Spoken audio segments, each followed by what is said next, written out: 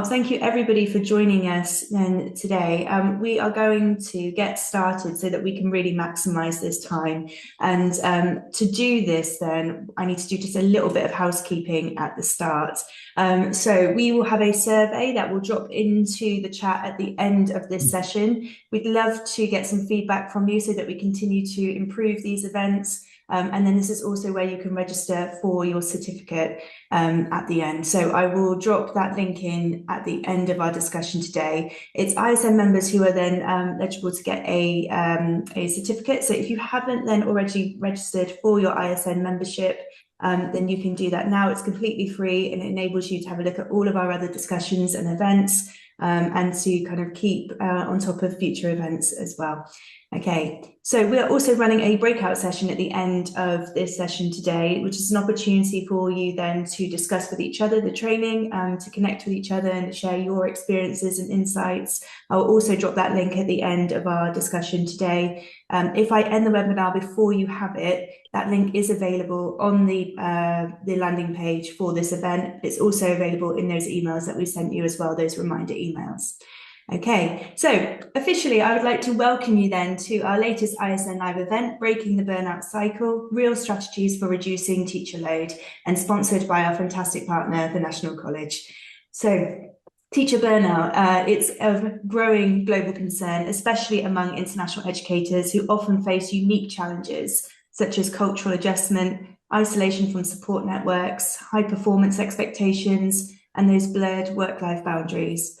Today, we want to help you start the academic year right with clear boundaries and practical guidance on how you can streamline your workload without compromising on those high standards and that in-depth knowledge of your students. So I'm going to jump straight in and introduce our keynote speaker, Dr. Helen Kelly. Helen then is the author of School Leaders Matter, and as a former international school principal with 15 years experience, she draws on over a decade of research and background in workplace health and safety to help schools improve their well-being and workplace culture.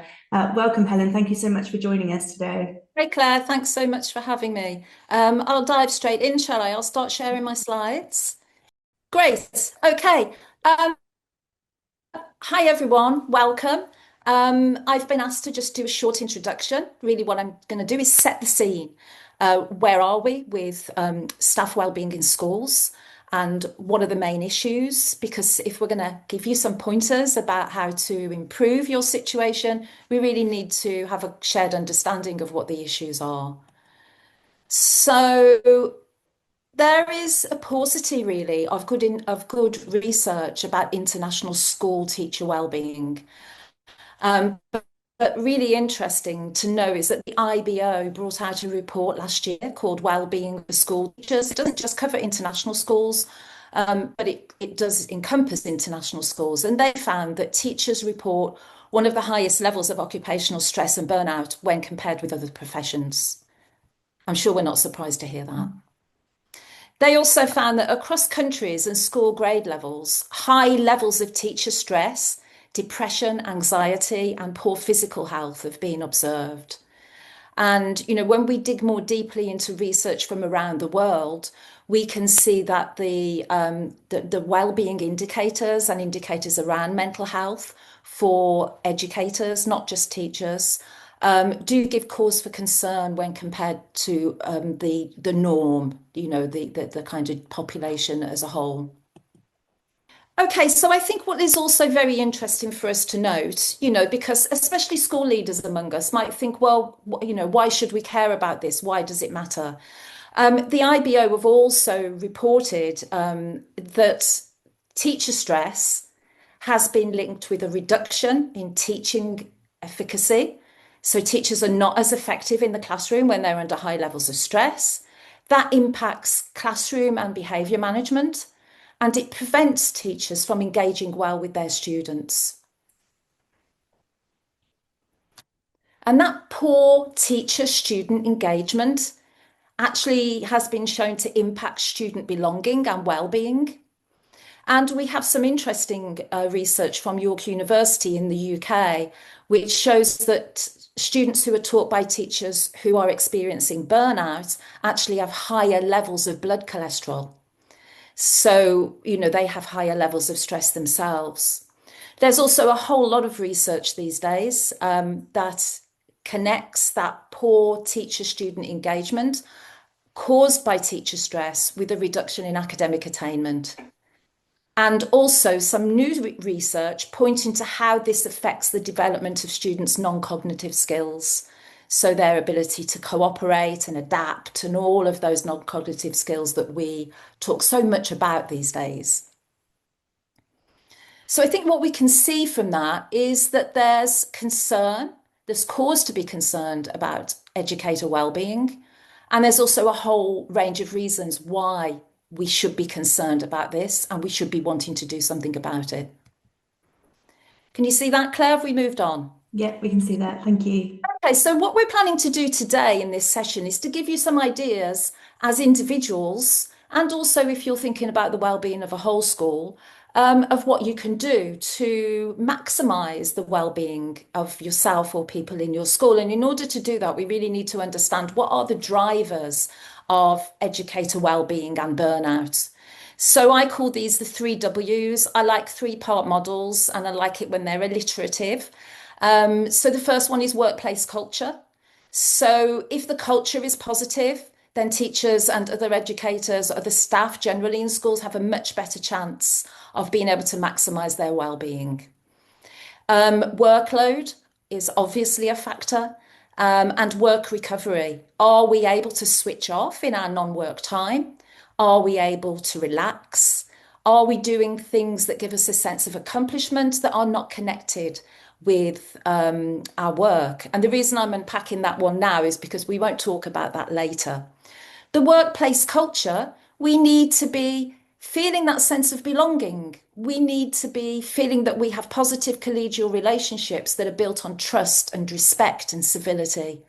We need to feel that we are recognised and appreciated for our work, and we need to have that psychological safety so that we can feel free to ask questions or admit mistakes without fear of judgment or reprisals. And that's all quite complex, isn't it? But I would argue that this is actually a bigger factor than workload, because what my own research shows and research from others is that when people have a good workplace culture in their school, they're much more able to cope with a heavy workload. And it's when the workplace culture goes negative that people really start to fall apart. But let's look at workload in a little bit more detail, because that's the thing we're going to be focusing upon most today. So from this, the TES do an annual report on school wellbeing in international schools. They found in 2024 that 49% of international school teachers and 57% of middle leaders feel that their workload is not manageable. So what are we talking about then when we talk about the workload demands? Well, first and foremost, we're talking about students' diverse needs. This is one of the biggest factors that impacts on international school teachers. We've got students with a whole range of learning needs, we've got language needs, and that brings an enormous amount of extra work. We've got high parental expectations in international schools. We've got the accreditation cycles, that we all live by. And then we have a complex curriculum where we're often teaching more than one curriculum side by side, and often where those curricula don't fit well together. And then we have extracurricular demands, giving up our time after school to work with students in things that are more fun, and the level of pastoral care. And then finally, we have this high staff turnover, which impacts on workload demands. If we have high turnover, then we're not all necessarily working at our optimum, are we? Because our team hasn't gelled yet. We're not sure who's doing what, and it becomes more complicated. So workload is impacted when staff are turning over. So finally then, what about the other demands? Isolation and lack of support, already mentioned by Claire, are a huge issue in international schools where people are living away from their traditional support network. That negative workplace culture that I've already discussed. Cultural dissonance. This is a good one. This is where, we don't see things in the same way because the cultures are different. and that can cause stress and that can place demands on us in a school environment. Then we have that constant transition. It's not just staff who are turning over, but it's students and families. And so we're in a constant transition, and that brings a lot of emotional kind of issues to the surface, most of which we don't receive any support with. And then, as we know from the pandemic, global events, and then also instability. And I could sit here and talk for about 2 hours on the instability that I've experienced in the countries I've worked in over a period of 20 years. And then finally, I hear a lot of international school teachers talking about issues with governance in their schools and profit motives and how that isn't in accordance with their own values. And it's something that they find challenging and impacts on their well-being. So that's my overview. What we're hoping to do for the rest of the session is provide you with some practical workload strategies, some simple, sustainable habits to help you support your own well-being, and go away with a toolkit of resources to help you manage workload and improve the quality of your well-being. Thank you. Thank you, Helen. That was fantastic, and gave us that really nice overview of what we're trying to achieve today. There were bits in there that really kind of stuck out for me, and some of those statistics, kind of 49% and 57% middle leaders or teachers saying that their workload is currently unmanageable. This is why we're here today, to really try to support educators as we go into the new academic year. So thank you. We're going to hand over now to our sponsor. So Jamie is joining us then from the National College, and he's going to be joined as well by Darren Coxon, who are going to be leading our next session, Less Admin, More Impact, AI Time Savers for Schools. Thanks, Claire. It's great to be here. And hopefully if I start off with this, can we see the slides? Excellent. So as a quick introduction, my name's Jamie Ganley, and I'm Head of International Sales and Memberships here at the National College. And we work with around sort of about 500 different international schools all around the world across our 3 different memberships that we have. But specifically today, I want to talk a little bit about our new AI membership, which we'll be launching next month at the start of September. And so just do an overview of that and some details on how we want to support schools with saving time and to ultimately empower their workforce to be able to achieve more. So as a bit of background, the National College offers 3 different memberships, as you can see on the screen here. And where historically we've been best known for is our professional development membership.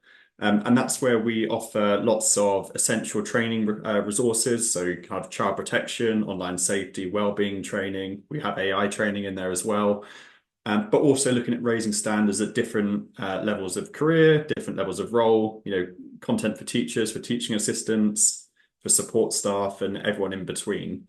And in total, we have around 3,500 courses, webinars, and podcasts.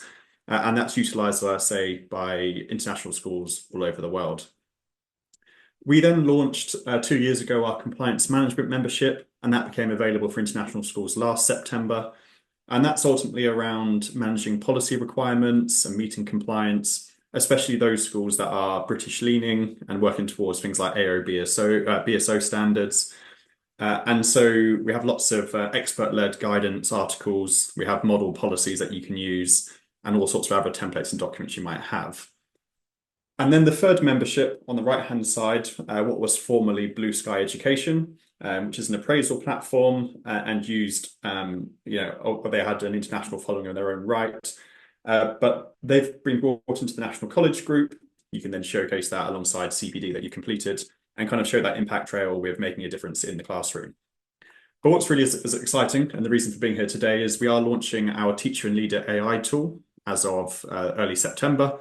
And what we have in there is a suite of AI tools which will be available and are pre-prompted. So they're very easy to use. Any educator, no matter any of their experience with using AI, will be able to use it very simply. And it's powered specifically using education-specific data sets, using all of the resources behind the paywall at the National College across our 3 different memberships.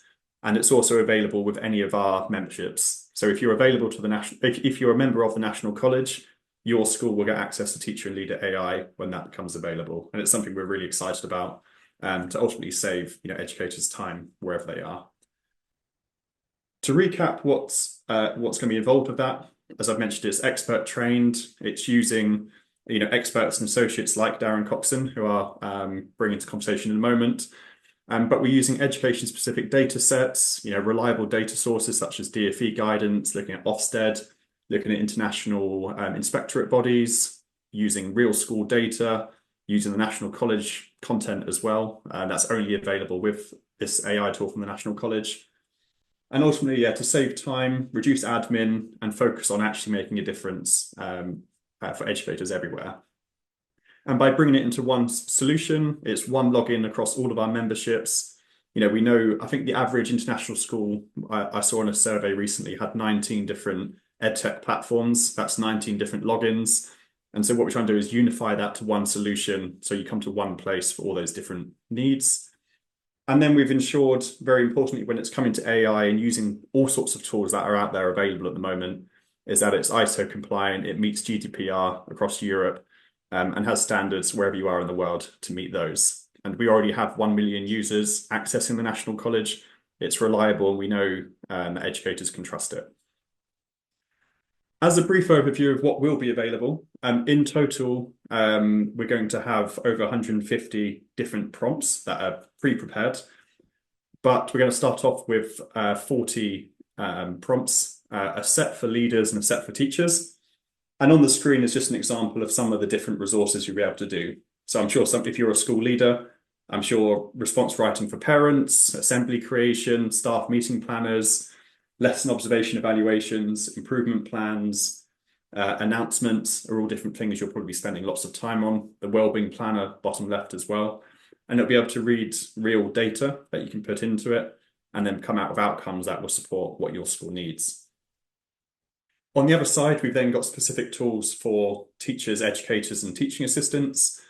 And here we've got, you've got your lesson plan creators, you've got quiz generators, character chats, concept simplifiers, homework creators. And as I said, what's unique about this is it's using our library of content, over 3,500 courses, webinars, podcasts, over 2,000 compliance materials across policies, templates, guides. And it's bringing it into one place alongside reliable sources, rather than just using things like ChatGPT, where it's pulling it from anywhere in the world and all sorts of different data sets. This kind of creates it in one place, very easy to use, and it's kind of very much plug in and play and be able to use it. And so at that point, I hoped, I'm delighted, here, and it's very handy, Darren, that you're able to join us today. So you're obviously involved with the creation of the tool, and you worked with our development team to work on that. And I suppose it'd be great hearing from your side. What were the main thoughts when creating the tool, and what advice did you give behind the platform? Yes, I mean, I helped support writing the prompts. So the initial drafting of the prompts was and it was very much focused on making sure that the prompt got the right information from your knowledge base. I mean, as you say, you've got so much knowledge. I think probably more knowledge on what works than pretty well certainly any professional development company I know. And so the prompts are there to unlock that knowledge to kind of get the best. So, working on making sure that it pulls the correct knowledge from the right part of the database, and it formats it in the right way, et cetera, et cetera.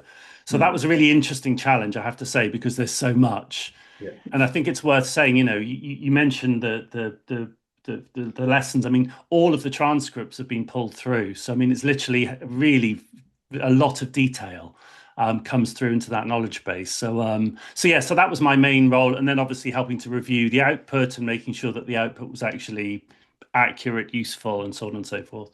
Yeah, absolutely. And I guess in your opinion, what's useful about using a tool like this versus, open source, ChatGPT or Google Gemini?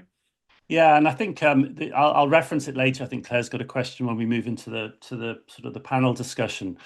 Because when it comes to actually generating useful resources, you need context. Context is absolutely critical. Without context, you just get generic responses.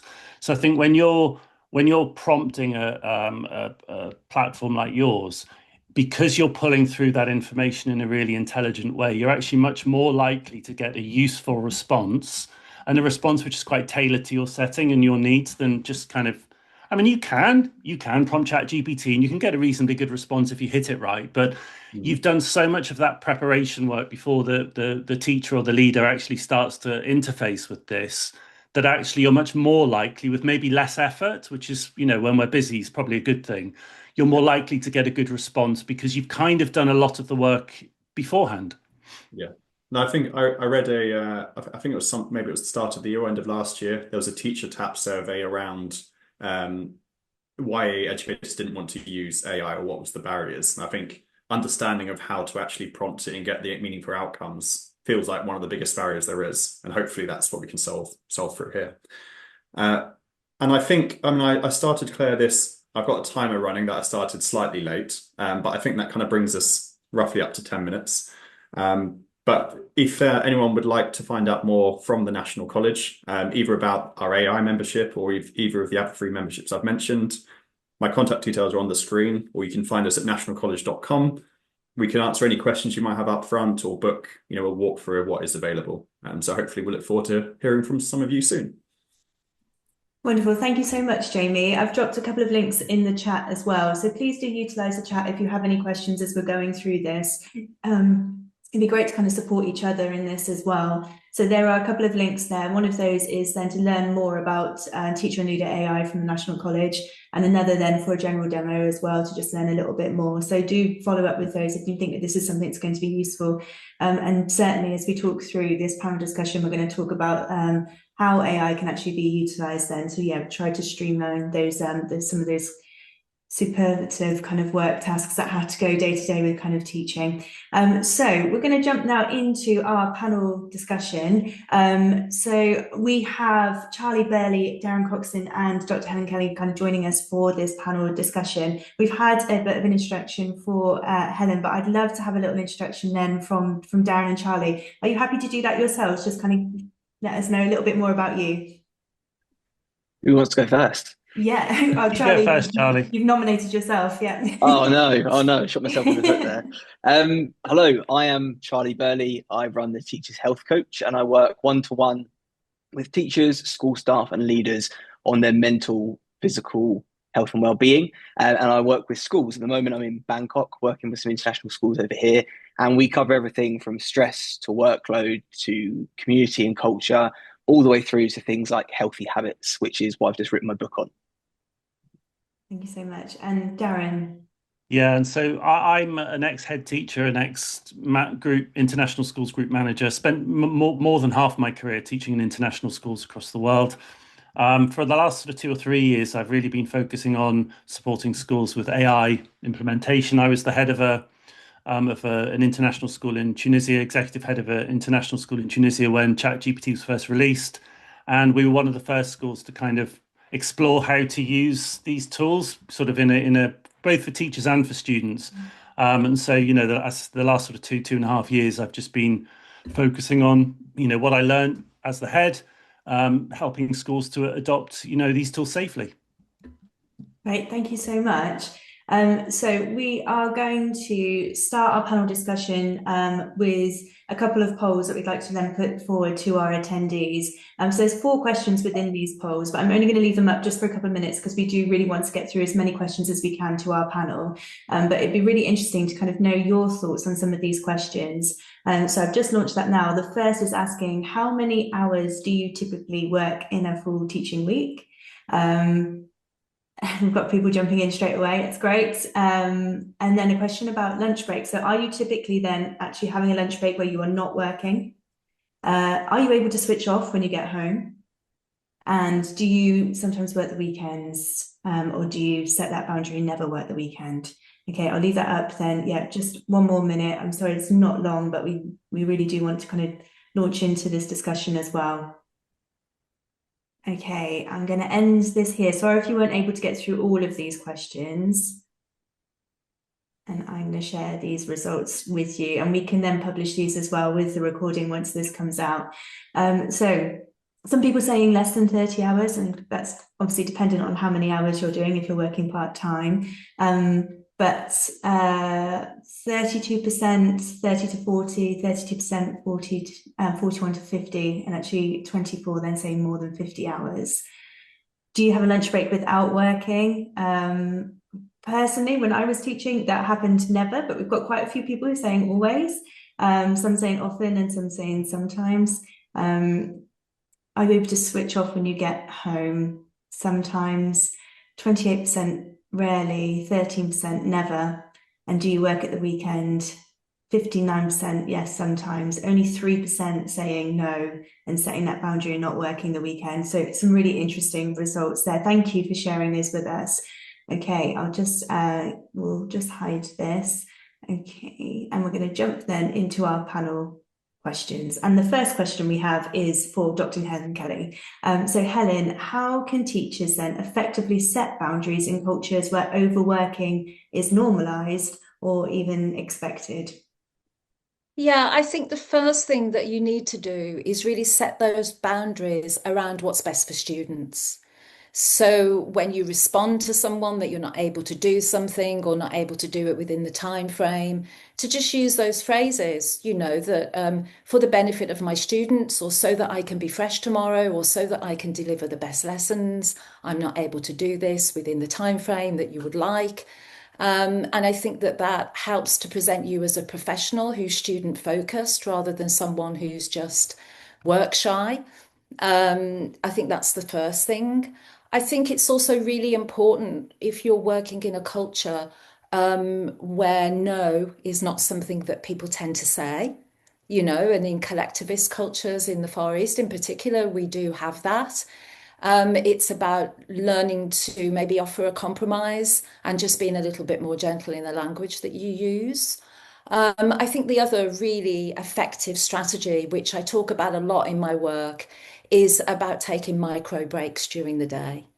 So the research from a team of German researchers shows that if you take micro breaks as short as 40 seconds and you take multiple of those during the day, that can have a huge impact on your well-being and actually reduces the length of time that you need to recover in the evenings. So just taking, a couple of minutes, look out the window at a nice tree, or talk to a colleague about something that's not connected to work, or just have a quick stretch, not scratch, stretch. All of these things, if we do them frequently throughout the day, can add together to something that's actually meaningful.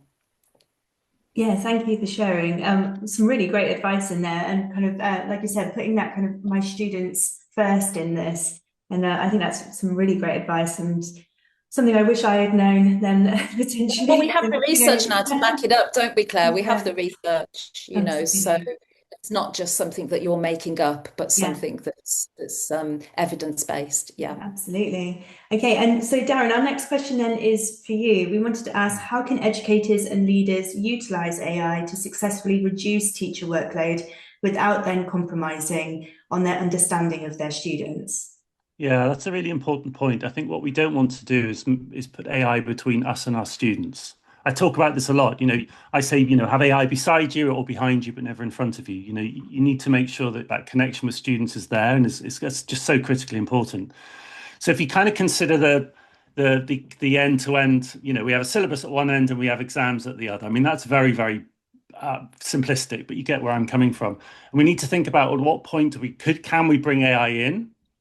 And at the point where we're actually in front of the students teaching, well, actually, that's probably not the best place to have AI. We need to be well prepared to deliver the lesson. So therefore, maybe we shouldn't just be offloading all of the preparation to AI, because actually, when we're in front of the students, that's a problem, because if we don't own any of the process. So what I suggest is you can bring it in very early in the process. So a really good example is if you take a syllabus, I don't know, let's say GCSE, IGCSE syllabus, and you drop it into a platform like Google Notebook LM. And what Notebook LM will do, well, what it won't do is use the AI, use your content to train the model. So it's actually not leaving your interaction with the model. You drop the syllabus in and you say, okay, I've got 5 terms, GCSE, for example, I've got 5 terms because the 6th term is exams. Can you articulate that syllabus over the 5 terms? Can you break it up? Can you sequence it? And it actually does a very, very good job. That's really helpful, particularly in an international setting where we often get quite a high staff churn. You may be coming into a school where your head of department's only been there one term more than you. There aren't the systems in place. AI can actually bring some of those systems in. So I would say that in my advice is that you have it quite early, like right at the beginning. Get to the point where actually maybe you have an outline scheme of work. At that point, you can then work with that scheme of work and start developing it into lesson plans and what have you, because then at least you're owning that final stage. The other way you can bring it in is right at the end. And I would say that actually as a feedback tool, it can be very useful. And you can do one of two things. You can either accept the student work, put it through an AI and it gives you some feedback and you can give the feedback, or you can actually give these feedback tools to students. Not necessarily summative feedback, but more formative feedback where we can say, look, do the first draft of the essay and then here's a little prompt and you can put it through this particular safe AI tool. And then it's going to give you a few ideas for you to actually improve your writing, and then you can kind of submit if the exam allows it, obviously. But what I think you should make sure you do, in my opinion, is that bit in the middle, which is the bit where we interface with the students. Genuinely believe that we need to own that, because that's where we build those relationships. Yeah, thank you so much for sharing.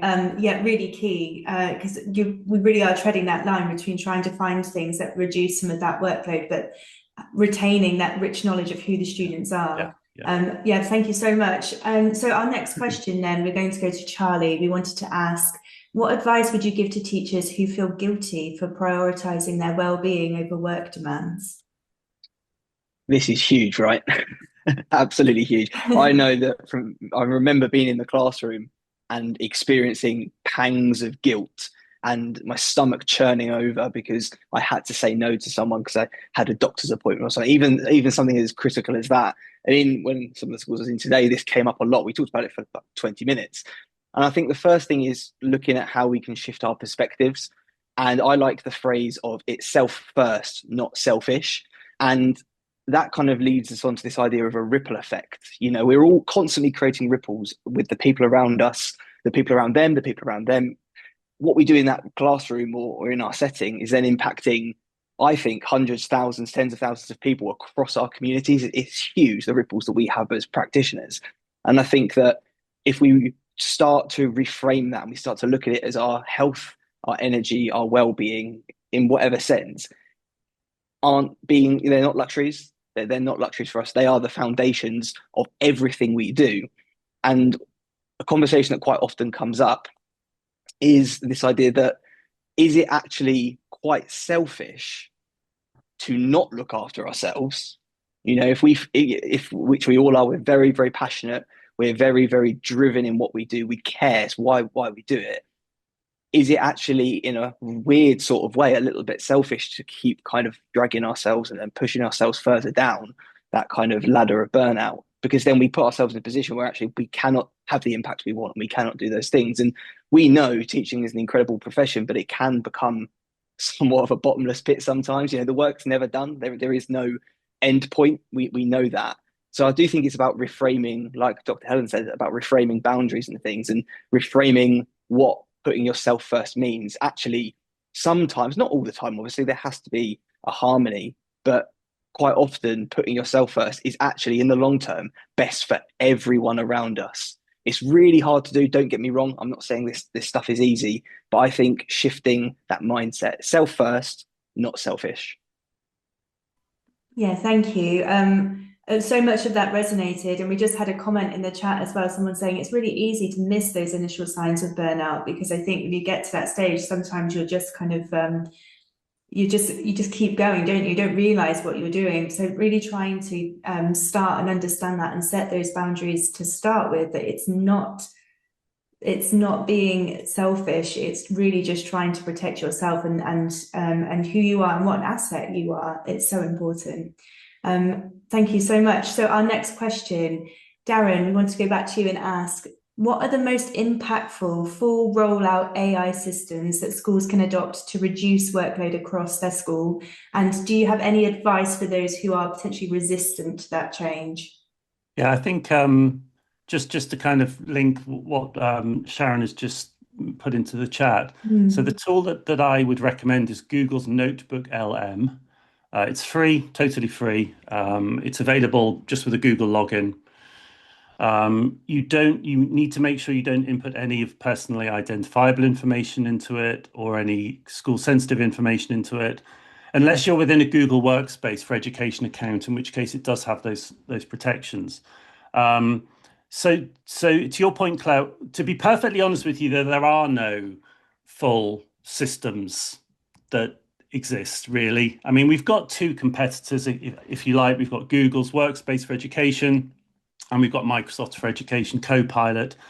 I don't fully recommend either, if I'm honest. I think there are some good parts to some and some not so good parts to others.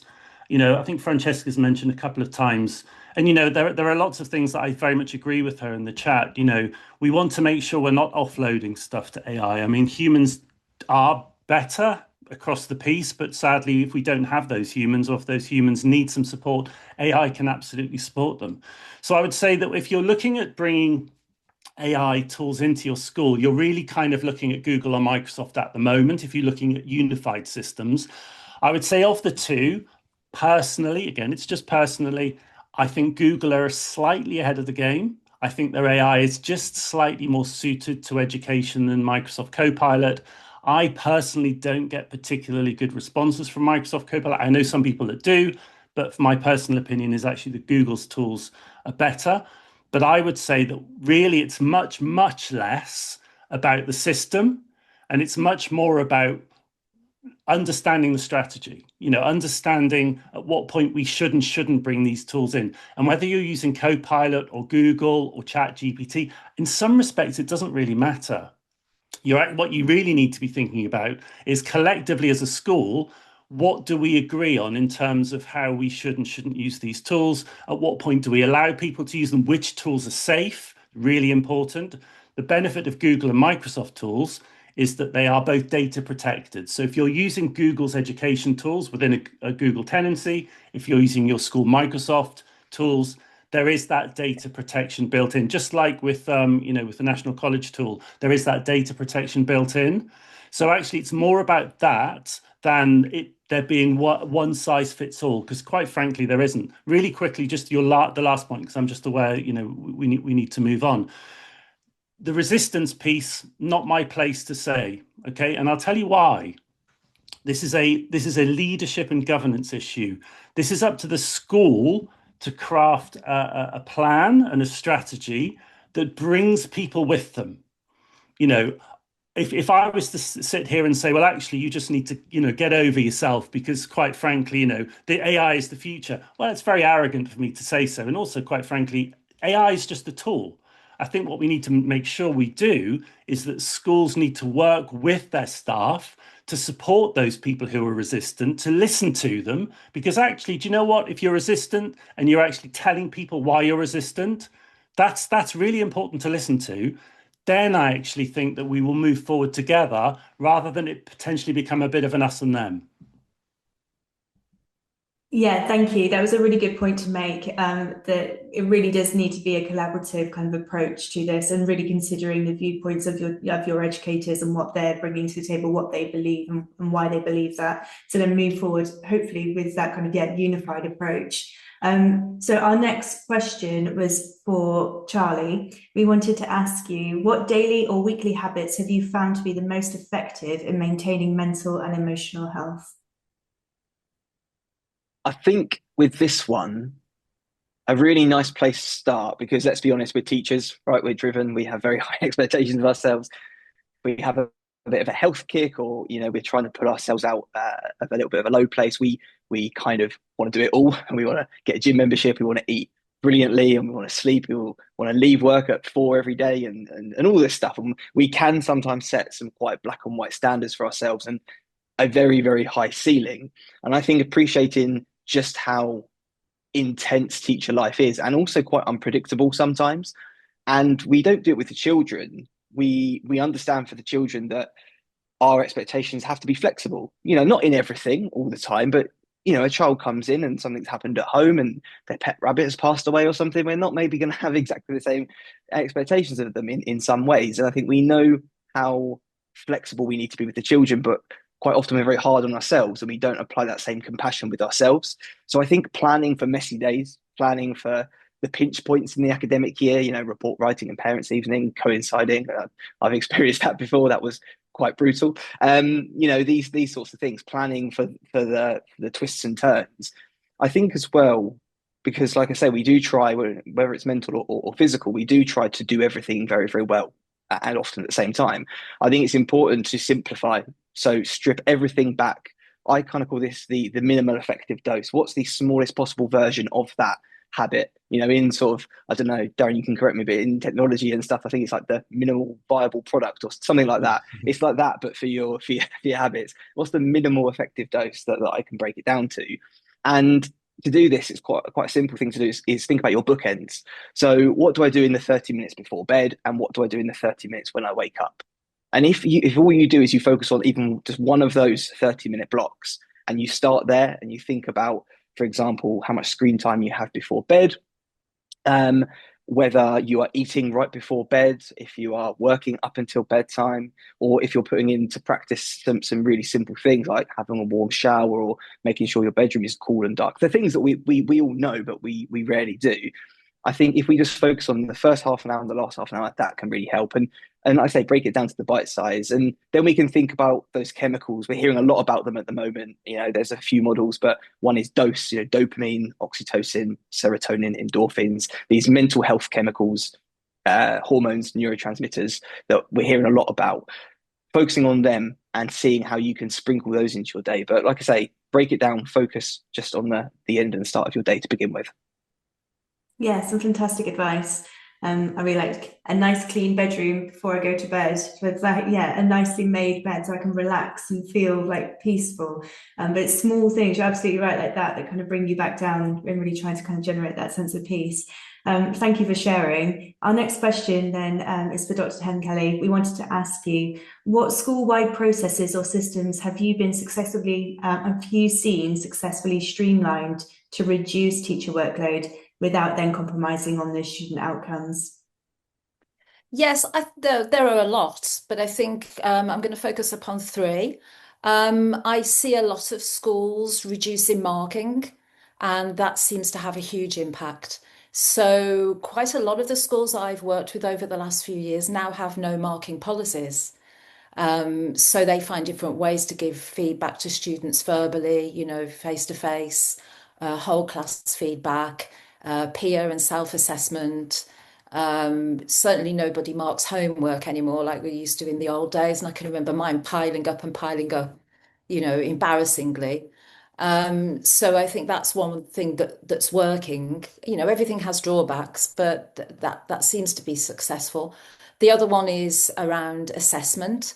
So, goes hand in hand with marking really, but reducing the number of assessments, making sure that we know why we're assessing and simplifying that down to exactly what do we need to assess and when do we need to assess it.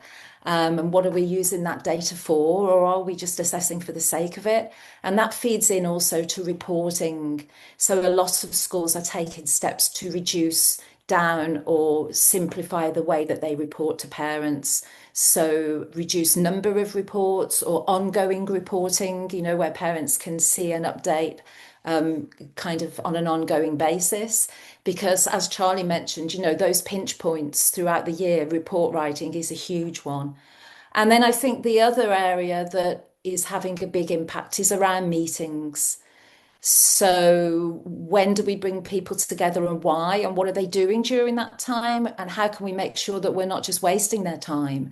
So if we have to bring staff together for briefings, and I think we have to come back to this intersection between workload and workplace culture. Having meetings is good for workplace culture because it brings people together, it builds community, but it's what we do during that time. So if we have to have a briefing where we're just giving people information, schools are introducing stand-up meetings to make them quicker, making sure that we don't use that time just for imparting information, but we actually do that using technology, and that when we are meeting, that meeting time is used for collaboration and for staff professional development. And so we're getting the best quality out of the time that we're spending together. I think those are the three main areas, Claire, that schools seem to be focusing on. Yeah, thank you.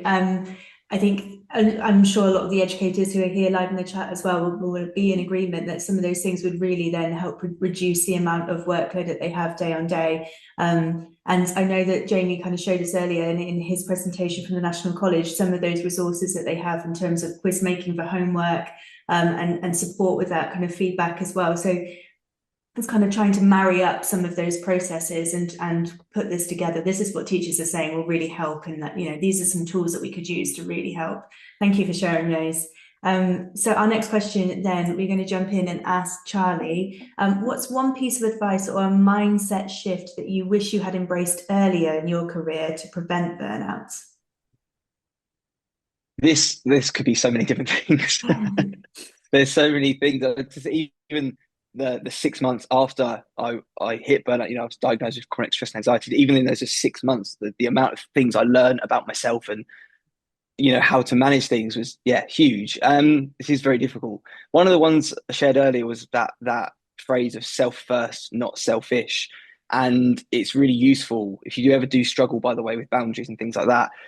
Get yourself a notepad and pen and write down how that boundary will actually also positively impact you, but also positively impact others, like the children and other people. But I guess the one thing would be reframing rest as actually part of productivity.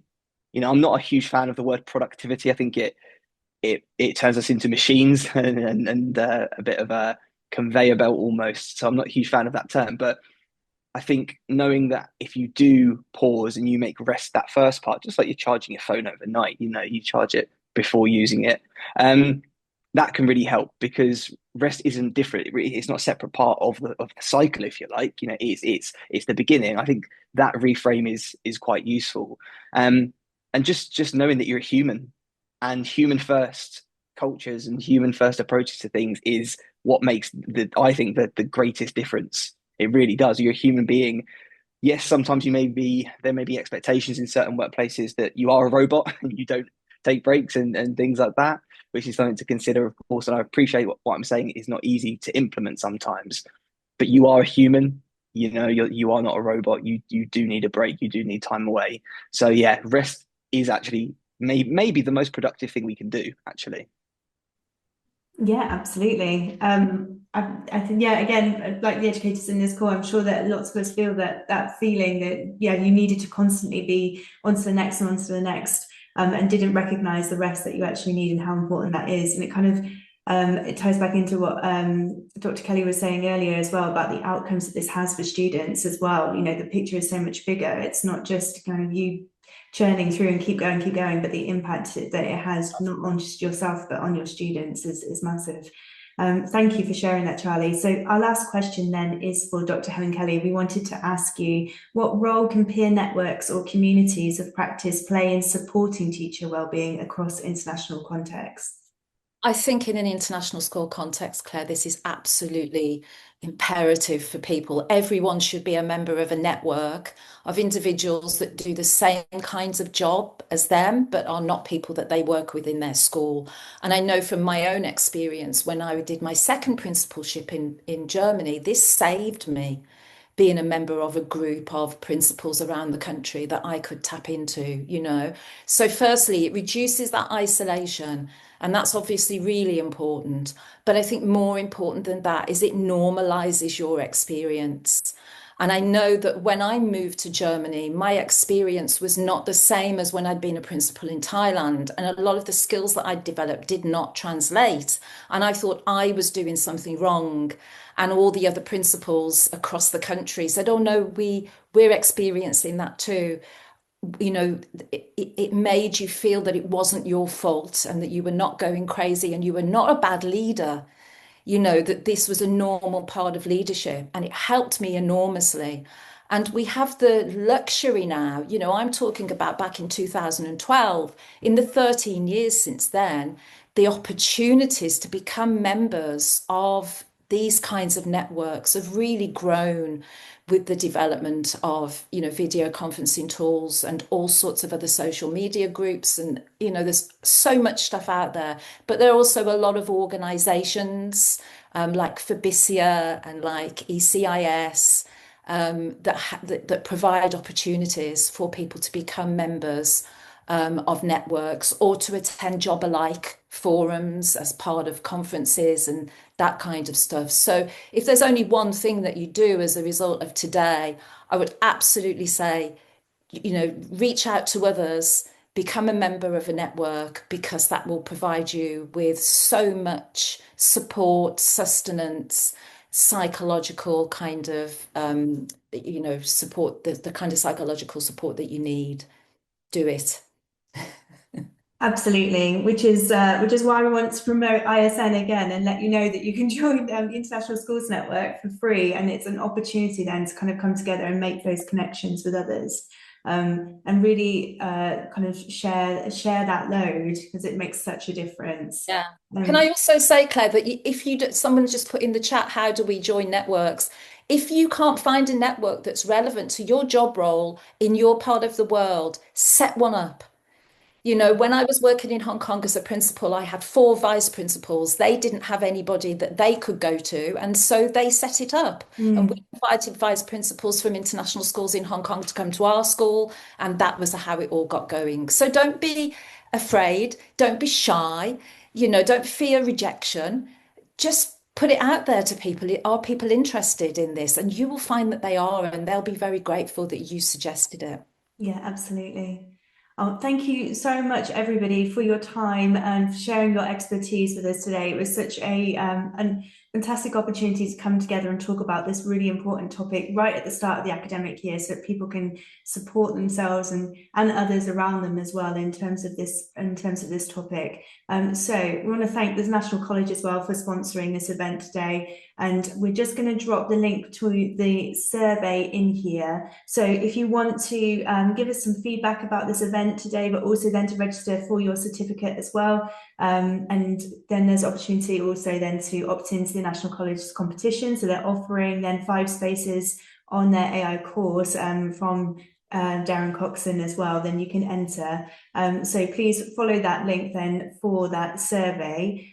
We also then have our breakout session happening just after this event, and I'll drop the link for that in here. As soon as I end this webinar, all of this is going to be gone. So please make sure that you have copies of this, or you can find that link then on the landing page as well. And I can't believe this is the first time we have 4 minutes to spare. We have done it. I was so hard on everybody moving quickly through questions, but you did fantastically. Thank you so much. Is there anything then that anybody wanted to share that they didn't have the opportunity to, because we were conscious of timings?